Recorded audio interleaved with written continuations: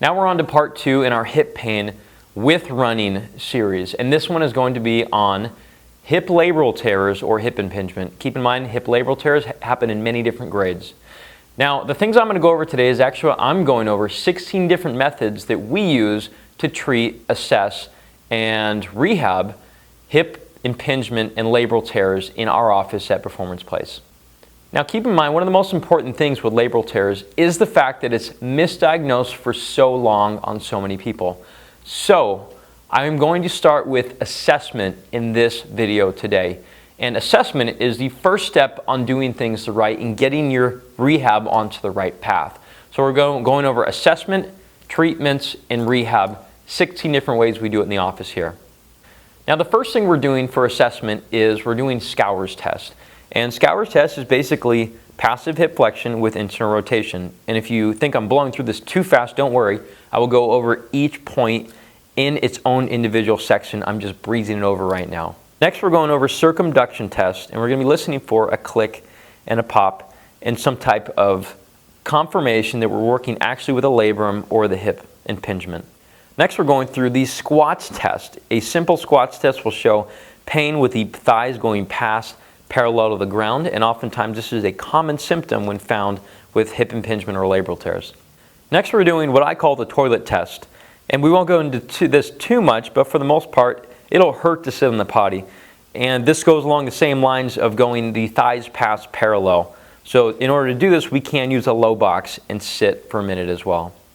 Finally, once we've assessed that we're working with a labrum, we're going to use distraction of the femoral acetabular joint with a band and add some internal external rotation to help gap that joint and help provide some relief and pain-free motion. Next, we're going to show a sacroiliac joint or SI joint mobilization or adjustment. Controlling the ilium of the pelvis with impingement or labral tears is so important, and this is just the first step to mobilize the region if needed. Next, we're going to mobilize or sometimes even adjust the hip joint. And what this does is it decreases the amount of local pain the person has and it makes them move freer with less pinching so we can actually rehab them properly. Next, we're going over some myofascial release of the gluteus-medius and also some self methods that we can do.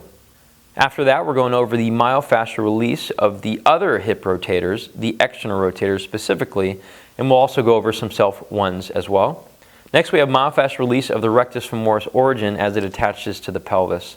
We'll also go over a self-treatment on that too. After we started to mobilize the areas, we really want to increase the amount of competency and clean motion that you have. For that, we're going to use a seated rotational hip mobility drill that I like. It's a half-loaded, controlled hip rotation, and also we're trying to attain the proper amount of trunk stabilization. Next, we're going into a standing variety of hip training, which is going to be the Romanian deadlift or the RDL. Many femoral acetabular impingement patients will actually tolerate hip hinging much more than squatting. So typically we start them here and we start to strengthen the hips as much as possible. Next, we're going through that same hip hinging pattern. This is a single leg Romanian deadlift, which is going to help stabilize the pelvis and the trunk with different types of challenges since we are using one leg, and it's going to help control the ilium, which will help control the hip. Next, we're doing a local hip stabilization series. The first one we like to do is prone heel squeeze, which has a high EMG activity on the piriformis of the hip. Next, on that same series, we like to do sideline hip abduction with a leg raise, sometimes using a block such as this. This helps local stabilization of the ball and socket of the hip, just like the last exercise. Lastly, we're going through a sideline hip abduction circuit and some progressions. This will help stabilize that ball and socket of the hip as well. Now, if you're still unsure if you have a labral tear or femoral acetabular impingement or hip impingement, you should probably subscribe to this channel. And the reason is because I'm going through a bunch of different types of hip pathology on this series. Don't miss any of them because one might be yours. Click the logo below on this video and it's going to send and subscribe these videos right to you. So please do that. Now go to the bottom as well and comment. I want to hear about your experience with your hip condition. Does it pop? Does it click? Does it hurt when you actually squat to go to the restroom? Can you run anymore? How long have you had it? I mean, these are the things that everybody needs to hear about. And tell me the treatments that work for you so far. Since this is a community forum, I want everybody to really understand what works for this condition for everybody. Okay? Next, like this video and please share it. Now here we go with the 16 different ways that we can assess, mobilize, and treat the hip. Enjoy.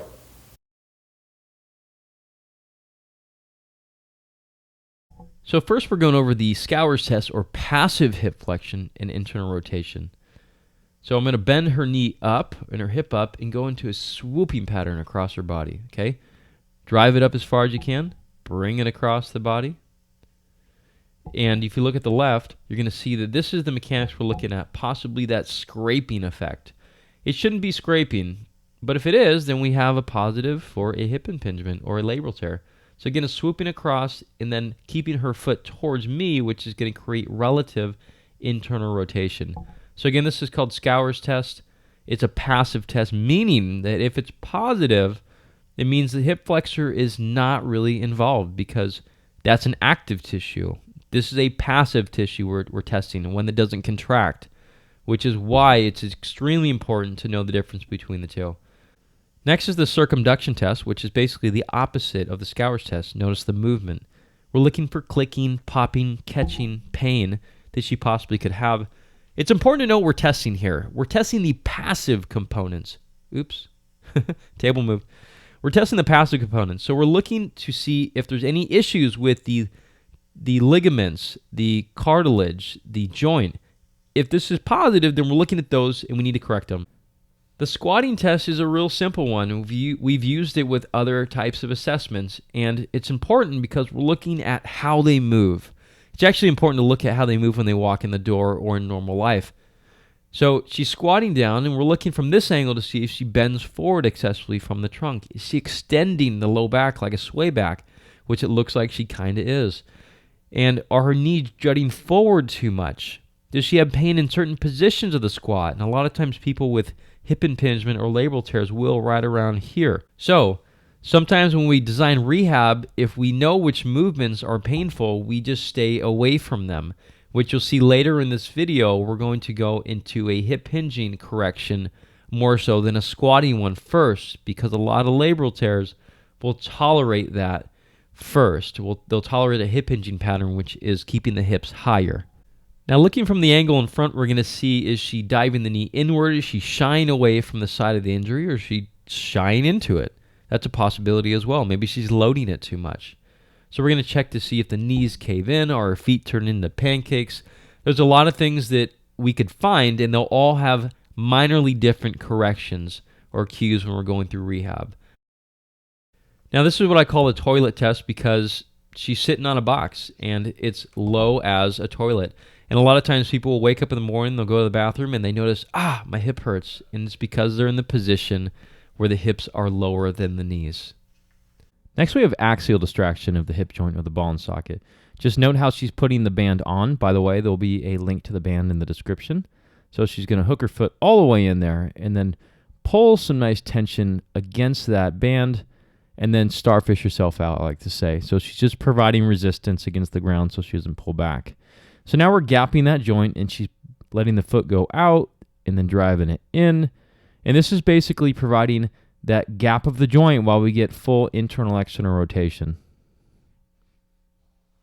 Now we're going to try to mobilize the SI joint or sacroiliac joint. By the way, thumbs up if you like this video so far. So I'm going to find the PSIS, or the areas where the dimples are at on people's backs, and just kind of feel which way isn't moving that much. I like to treat across the body, and so I'm treating the left one right now, but I'm on the other side of the table. This way I'm treating the same side, and my wrist actually hurts when I do this. So I like to go on the other side and just kind of force down and oscillate. And the reason for this is because we need to make sure the pelvic ring is moving well. If you stay tuned to the latter part of this video, you're going to learn the biomechanics of the hip and how impingement really happens. So the pelvis and the core is super important. I treated the other side in this one, again crossing the table. Now we can also move the SI joint in the form of an adjustment. This is what we call grade 5 mobilization. I don't recommend people do this on their own because it takes a bit of training to do. This can be done from a sideline position and oftentimes is. There's other couple ways to do it as well, but We basically feel which area wasn't moving, place our hand there, and then do a really quick, forceful movement through. Now I'm going to show you from the other side just so you can see all views from it. So the chiropractic adjustment, which is kind of what this is on this certain area, it's needed when it's needed. And I'm going to use it, basically I'm going to stop right there with it. I think that we need to move areas that need movement, such as the pelvic ring. A mobilization, such as we showed earlier, can do the same. A grade 5 is just a different style. Now that we went through hip joint mobilization from that star fishing one we showed earlier, we're going to show how we do it with a person-to-person style. And this mainly attacks it in different ranges of motion or different planes. There is also another way to do it with a belt as well. I might show it in a different video. So basically we're assessing and looking for any areas of restricted movement, and we're going to press up a little bit here and look for any pinching. If they have pinching, we'll come out of it a little bit. Now we're going to go axial compression and down in towards the joint and look for any way we can increase the amount of rotation as well. So I'm just kind of oscillating back and forth right here. Again, getting a lot of feedback from the patient. Now I'm getting a little bit more of internal rotation. Again, remember that first test, SCOUR'S test. If this hurts the person, then you can't do it because it is the SCOUR'S test will basically crush those structures together. Now again, I like to look for gummy areas in there, the ones that not necessarily feel crunchy, but ones that feel like there's a little bit more give. A lot of times we look for a concept called end-feel. End-feel is oftentimes, if it feels like it's crunchy, it feels like it's blocked, these are areas that you can't really go through. If it feels like it's pliable, then we can make an actual change. Now, I've found it really helpful when working with patients with hip impingement to work their gluteus medius. I like to do it in a sideline position like this, adding some thumb pressure or hand pressure and backing it up with the other hand, and then adding some movement of the hip into flexion, a little bit of rotation. Now, you can do this on yourself. I'll show you a technique of that after this. But for the most part, I've found that a lot of people that need tissue work actually are able to do it better when someone else does it on them. And there's also a time component. I'm not going to lie, I've given a lot of people some self-treatment techniques when they've come into the office to accelerate them through and improve their condition when they're at home, but a lot of people don't do it. And I would assume the reason why is because they don't have time, they get home, they have kids, they have things to do. But I tell them there's no excuse. They need to do it. So sometimes doing tissue work like this, you can find someone like an active release provider, someone who does Graston, A-stem, some type of like tool-assisted tissue work. If it makes you feel better and it makes you move better, then you should probably do it. Those are the things that are needed to be done before you actually start to move better and start to decrease the pinching. So with this technique, I'm mainly going through and I'm getting the backside of the gluteus medius and holding pressure while going through movement. I move around and find different spots. That's just a technique that I like to use, but it doesn't mean it's the only way. Okay, to get the gluteus medius with self-myofascial release, you're going to slide the hand down the side here and you're going to run into a bony area right there. This is the top of the iliac crest, or it's just the top part of the dish-like area where the gluteus medius actually sits. Anything above that is actually trunk, core, abdominal region. So we're going to find that thing right there and then slide down. We're going to place the ball right around here or anywhere this way is fair game along that ridge. The gluteus medius is a fan-like muscle which kind of inserts like this. So we're going to start back here. So right now I'm pinning it down right with that ball. Now I'm going to bring this knee up, crossing just like this, and then we're going to roll back and forth really slow, and I'm making it so the ball is basically going down towards this direction right here, towards the side of me. So again, it's a fan light coming like this. So if I want to increase the amount of pressure on it, I can slide this way or roll this way and then roll down. And again, there's a bony structure down there as well. It's called the greater tuberosity, or sorry, the greater trochanter of the femur. It's going to feel like it's like the side of the hip. Sometimes people have pain when they lay on it. Okay, so we're going to spend about 30 seconds there. Now we're going to go more towards the side. This is going to be now of the middle section of the gluteus medius. This one you can add a little bit of rotation here as well, or knee bend, and ideally rotation, but it's going to be a little bit harder to do, so I like to put the foot up on the other foot just to get a little bit because getting any more than that is really challenging. Okay, hand here, you're going to drive with this leg and drive with this hand. I'll try to move it so you can see where the ball's kind of at, right there, okay? Now if you want to get the front part, it'll come right into here, and now there's going to feel like there's no pressure on it. Again, I'm still underneath that same crest that we talked about in the beginning, except for now there's no pressure on it because I'm so far backwards to it. So I'm going to have to roll a little bit facing down.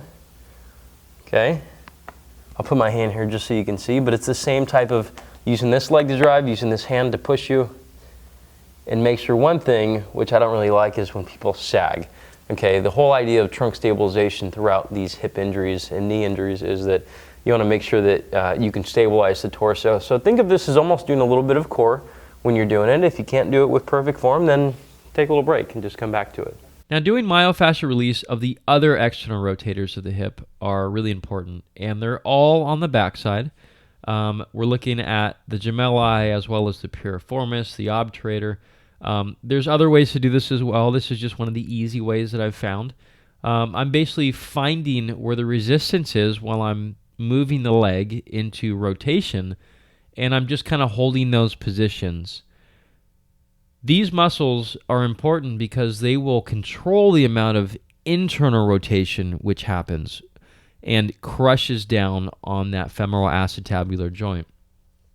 Later, I'll show you some methods that we can use to strengthen these muscles to control that internal rotation. You might wonder why external rotators control internal rotation. They do it eccentrically. They do it by slowing the movement of the internal rotation. So I like to treat them and make sure they're not gummed up and full of dense tissue, scar tissue before we actually start to train them, and that's why I'm doing it this way. Now, doing some self-release on the other hip rotators is mainly, again, so we have the gluteus-medius, which is a fan-like muscle like this, and then we have the hip rotators, which are kind of more down into here. So take note of that bony structure right here, and you're going to roll it down to about here. It's going to feel like it's almost on your butt now, rather than on the side of it. Bring this knee up, okay? Now you're just going to roll back and forth. And I like to go, instead of up and down like this, I like to kind of go towards the side, and you're going to feel the ball, rather than going up and down your body like this, it's going to go toward the side. Again, that's the orientation of these muscles. Now this one you're going to have to, because there's so much pressure on it, you're going to have to take really going to have to press up and lock the elbows out. Okay, if you go like this is almost unbearable to me to be even able to speak on video. Okay, so again, it's that rolling kind of the side, dropping that left knee of mine now down towards the ground. So I'm going the whole path of these muscles right here. There's a few muscles there, so we're trying to hit all of them, so feel free to venture a little bit. And if there's any numbness and tingling into your leg, that means that you're hitting the sciatic nerve, and that's going to be the wrong spot. Now, myofascial release of the rectus femoris I like to do because mainly this muscle, as well as the hip flexor, becomes really dominant on people with impingement types of symptoms. So a lot of times we have to control the symptoms with it. So I'm going to do this with starting high around the bony area of the hip, that ASIS. You'll feel it right at the top there. And I just hold pressure and bring her into extension. And since the muscle goes past the knee, I like to add a little bit of knee bend. You'll notice that she's trying to resist from extending her mid-back, which is a really, really good call. I'm having her contract her front side abdominal wall to make sure that she's not slipping back into extension. Now the rectus femoris, or on the front side, we're going to be sliding the hand all the way up here until you get to this portion where you can put that kind of one finger on a bony point right there, and we're going to go just down to it like that. Okay? That's where we're going to put the ball. This is going to be harder to see, so let's see if we can get the GoPro in there slightly. Right there. Okay? So now I found that bony point, and I'm going to roll slightly down from it. Right there. Okay? Now I'm just going to contract the leg again, because this muscle does go down to the knee, so it attaches to the kneecap. So anytime that you're basically stretching those quad muscles, it's going to also affect this top section right here.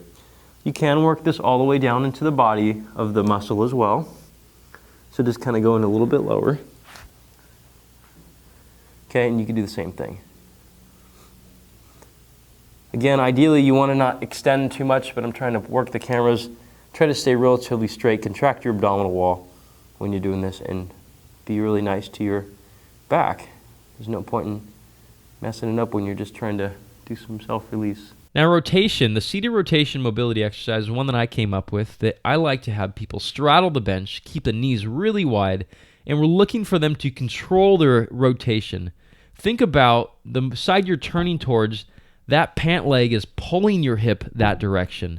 We want that side's adductor to do the work. Now the reason I want people to do this is because we need to get the hip to move as it's intended. And that's as a ball in a socket. It moves so many directions at one time. And rotation is one that people typically will have an issue with impingement of the hip. So learn to do this, start in a seated position. You might not go very far. And just notice as she's going through, she has headlights. If she had headlights on her pelvis as well as her chest, they're always lining up. And that is extremely important because we're not looking to twist the back. We're looking to rotate from the hips. Always line those headlights up. Spend a minute or so doing this. Next we have the Romanian deadlift or the good morning. And the reason why I want to show this is because we're going to go into single leg next. Now people with impingement will usually tolerate a hinging pattern like this more so than a squat. If you wonder what the difference is notice how high her hips are, which is why she's doing the RDL rather than a deadlift, and why she's not squatting. Her hips are well higher than her knees.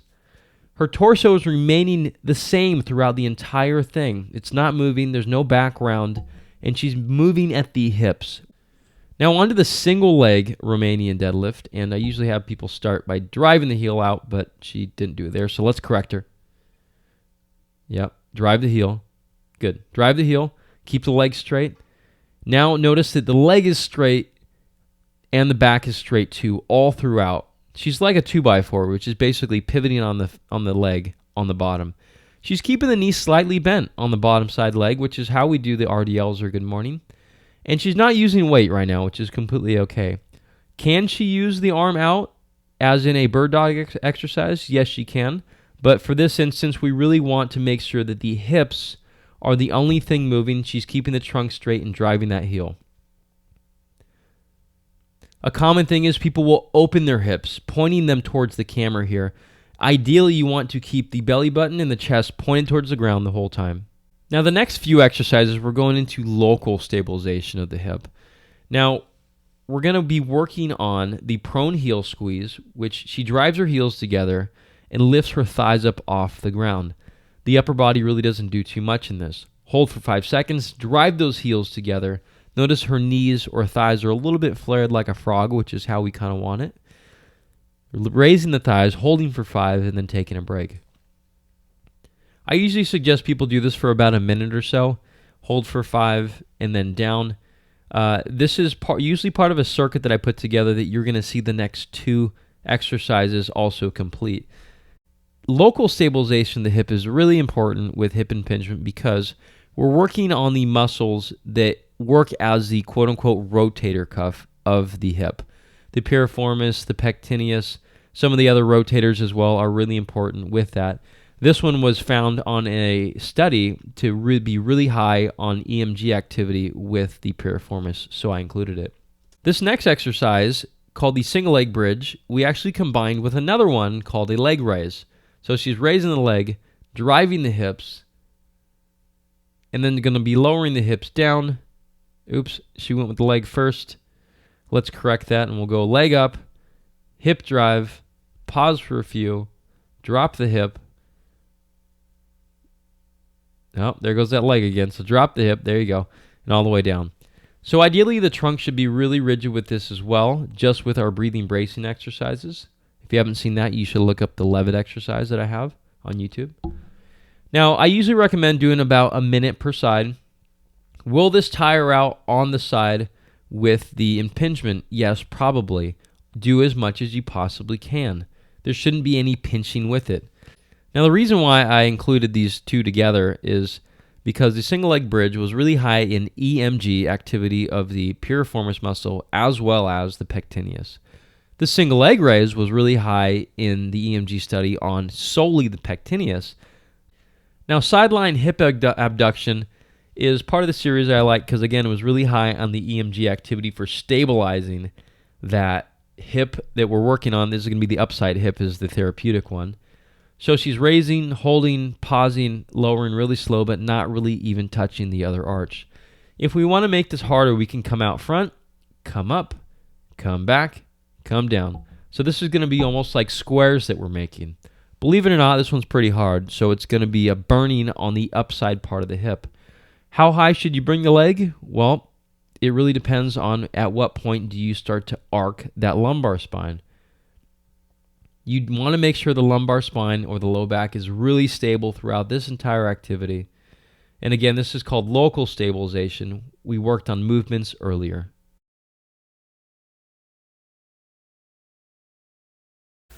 Now, I'm going to start out here by saying that we are actually going into the educational portion of hip impingement. So if you are only interested in quick fixes, you should stop this video right now because it's not going to be anything interesting. I don't want to hear any comments about how boring it was from this point on.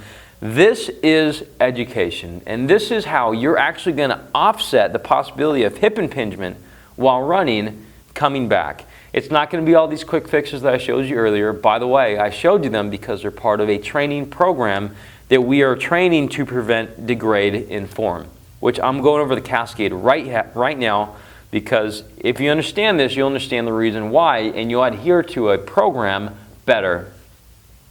Hip impingement will eventually lead to a labral injury. Now, when I say that, you might not understand what a labral injury is, but a labral injury is that deep, deep pain, that clicking, popping, catching. You probably can't sleep at night. It hurts when you lie down. It hurts when you deep squat. It hurts when you actually sit on the toilet. This is the type of injury that you don't want. People have them and they actually fare very well with them, but there's different grades of them. Hip impingement or femoral acetabular impingement is a starting point to becoming that. So I strongly suggest that when we go through all this stuff here that you realize that hip impingement is just the beginning, and if you don't work with it now, if you don't offset the possibility and go down this cascade now, then I think that you're going to regret it. So what we found is that changes in pelvic tilt actually can change the point of pinching, okay? So what that means is if you have a posterior tilt, and I'll write down posterior, and this is very generally speaking, a posterior tilt will actually lead to a more pain-free range of motion, meaning that if you're, let's just say if this was your trunk, your hip, your thigh, your knee, your foot, and it pinched when you got this deep, a posterior tilt will actually let you go probably about this deep. Vice versa with an anterior tilt. An anterior tilt you might only get this deep, because we found that actually through some x-rays that the pinching point again does change based upon pelvic position. So you might be wondering, how do I actually change pelvic position? So changes in the pelvis actually root from the trunk. Okay? The trunk, the core, the midline, whatever you want to call it, is actually one of the most important things when it comes to pelvic control. Now I could only say it's the abs, but it's much more. It's actually the internal oblique, the external oblique. The diaphragm is a huge one. How about diap? The pelvic floor as well. There's so much. There's even the lat and the glutes are important in this. So it's not just the six-pack. There's so much more than that. So, but keeping that in mind, we got to strengthen these things, okay? But also that does not make it so they can resist neuromuscular fatigue, okay, or form issues when you get fatigued. So a strong core is not actually a functioning one either. So you have to actually train the core, the rest of the body, single leg stance, two-legged stance. You have to train it when you're going into a controlled neuromuscular fatigue, I believe, okay? So basically what we're doing is we're training to prevent degrade in form when running, but we're doing it within a controlled setting, okay? We're starting with the core, we're going into the pelvis, and then we're going into hip stuff, and we're doing it all in a semi-fatigued type of way when form gets good. And I'll explain this a little bit as we go here on the model. Now I have two spines right here just because it's going to help us. This one moves a little bit better than that one, okay? So, but you see the ball and socket right here, you see the pelvis right here, and you see the core a little bit higher, okay? Like I said in that whiteboard example, we have to train the core because all the core muscles attach onto here and sometimes below, okay? So if I was to take this and grab it and raise it up and try to spin it this way, and this is why this model's a little bit better. If I were to take this and grab it and spin it this way, what we have is a, guess you can't see if it's behind there, huh? So I grab it and spin it, we have an posterior tilt relatively, okay? If I brought it down the other way, then we have an anterior tilt. And you see how this ball, or this socket changes position, and if I turn this way with an anterior tilt, you can't see the socket at all. And let's just say if I go extreme and raise it up this way, now you can see the socket. What happens here is that the ball here, it can pinch on this section right into here when you bring it up, okay? And I'll turn them this way. Actually, we'll go this way. You bring it up like this. Now, what we talked about with those radiology findings was that if we control the pelvis here, we can also control the pinch point. So if you bring this back, the socket's going to raise, and it'll clear a little bit more room, okay? Now, impingement happens again right here, and what I said before is that eventually this will become an issue with the labrum, because the labrum is right in this area. If you keep crushing on this labrum, eventually it will start to degrade, and it'll start to wear away, just as injuries like runner's knee or chondromalacia patella or meniscal injuries and so much more. So we really have to train the core to keep this pelvis in position to control where this turns and also control the pinching point. So I hope this was helpful. I really want you guys to understand these injuries as much as you possibly can. And we do have a course that we're coming out with on hip conditions such as hip impingement because it's so common. I cannot tell you how many people come into my office with this and they don't understand the basics of it, and I don't blame that they don't, but this is my push to be able to do the greater good and educate more people about hip impingement and all these common injuries that I see. I don't see any reason why we all can't have a crash course on the injuries that we have so we can rehab it better. So we will put a course out there. Follow the links below the video and also subscribe to my podcast because we do go over some hip conditions, and you'll see that the other providers that I'm talking to, the other experts, they'll probably echo many of the same similar things. We might not be exactly the same, but you'll see that we're all pretty much in agreement with this, or at least the people that I interview. So it's very interesting to see their take on it, but log on to that. It's going to be Performance Place Sports Care Podcast. You can actually find that on my website. That's that's p2sportscare.com/podcast. So thanks again. Don't forget to subscribe so you can get the other hip pain while running videos to come. Take care.